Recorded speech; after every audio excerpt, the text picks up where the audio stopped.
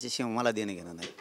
आमच्या भावाची क्रूर हत्या केली, याला फाशीची शिक्षा झाली पाहिजे. मग तो कोणी असू दे, त्याच्या सुटता कामा नाही. अजिबात सुटता कामा नाही. नाटकं करायचे नाही. हे जेवढे आरोपी आहेत, आता तपासात सुद्धा पोलिसांनी ते निष्पन्न करायचं आहे, CIDनं पण निष्पन्न करायचं आहे, ज्या ज्या यंत्रणा असतात त्यांनी निष्पन्न करायचं आहे की यांच्याचमुळं त्याचा संतोष भायांचा खून झालेला आहे.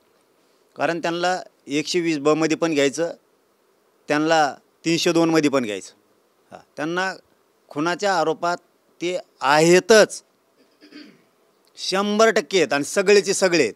एक नाही कुणी, हे सगळेचे सगळे आहेत. आणि याला कोणी पाठबळ देणार आहेत?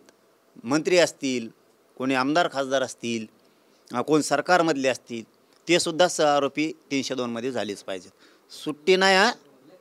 तुम्ही म्हणताल ह्यो धरला, त्यो सापडाना आणि सापड्याला खंडणीतच हे आणि आमक्यातच हे तमक्यातच नाही. हे शाळा आणि या भानगडी जर करायचा प्रयत्न केला आणि मराठ्यांना जर पुन्हा दिवसाचा सरकारने प्रयत्न केला तर मराठी भयानक हातात काम घेतील. मग म्हणजे मी सरकारला जाहीरपणे सांगतो, कारण समाजाचा प्रचंड आक्रोश, पकडलेला माणूस हा 302 मध्ये प्रत्येकजण आहे, त्याला त्याच्या केशीपुरतं ठेवायचं नाही.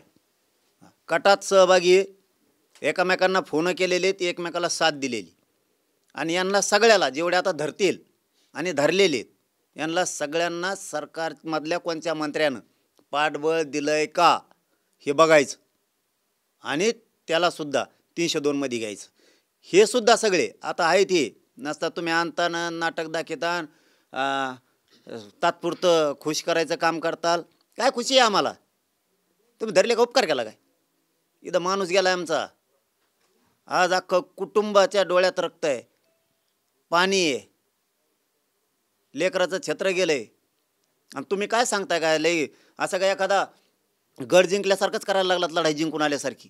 अमुक केलं आणि तमुक केलं आणि अमुक धरला आणि तमुक धरला, माणसं मारले त्यांनी. हे सुटता काय कामा नाहीत. हे जेवढे आता धरलेत ना, हे शेर नाही येऊ नाही तर फर नाही येऊ नाही तर तिकडं काय होऊ, हे यांना अंडर ट्रायलच कायम.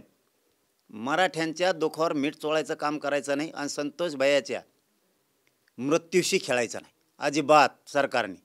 सरकार कठोरात कठोर शिक्षा देईल असं वाटतं? फडणवीस साहेब देतील ही आशा आहे 100%. नाही दिलं पूर्ण राज्य बंद पडणार. जर फडणवीस साहेबांनी एखाद्या मंत्र्याचं ऐकून त्यांना जर पाठीशी घालायचं काम केलं आणि जर तुम्ही खून पचवायचा प्रयत्न केला, मराठे तुम्हाला पोचू देणार नाहीत काहीच. आता हे कायममध्ये आता धरलेत, आता यांच्या चौकशा करायच्या. यांनी कोणाकोणाला फोन केले, यांना कोणी फोन केले, यांनी कोणत्या पोलीस अधिकाऱ्याला बी फोन केले, कोणत्या पोलीस अधिकाऱ्यांना फोन केले ते बी मध्ये घ्यायचे. यांना कोणत्या मंत्र्यानं खासदारानं आमदारानं साथ दिली त्यांनासुद्धा या मॅटरमध्ये घ्यायचं. आता सुट्टी द्यायचं नाही कुणाला. हे सगळे मारेकरी आहेत.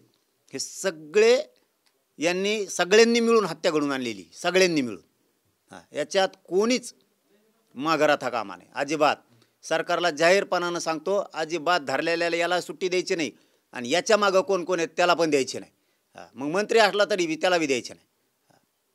आपल्यासोबत संतोष देशमुख यांचे बंधू धनंजय देशमुख आहेत. आज ते शरण आलेले आहेत, तर काय वाटतं, काय समाधानी आहात? सगळं तपास होऊ द्या ना. आता ते आलेत, अजून मुख्य आरोपी दुसरे पण आहेत काही, त्यांना अटक करू द्या, त्यांचे काम त्यांना करू द्या. मग आपण त्यावर आपण पुढील कारवाई काय होते काय नाही त्यानंतर आपण मग सांगू काय ते. सरकार कारवाई करेल काय वाटतं तुम्हाला? 100% करणार कारवाई. त्यांनी अधिवेशनामध्ये तुम्ही सगळ्यांनी बघितलंय की कुणालाही सोडणार नाहीत. ते जे आरोपी आहेत त्यांना 100% शिक्षा होणार आहे. तर हे होते सरपंच संतोष देशमुख यांचे बंधू धनंजय देशमुख. आरोपीला कठोरात कठोर शिक्षा व्हावी अशी मागणी त्यांनी आत्ताच TV9 मराठीशी बोलताना यावेळी केलेली आहे. रामनाथ ढाकणे, TV9 मराठी, आंतरवाली.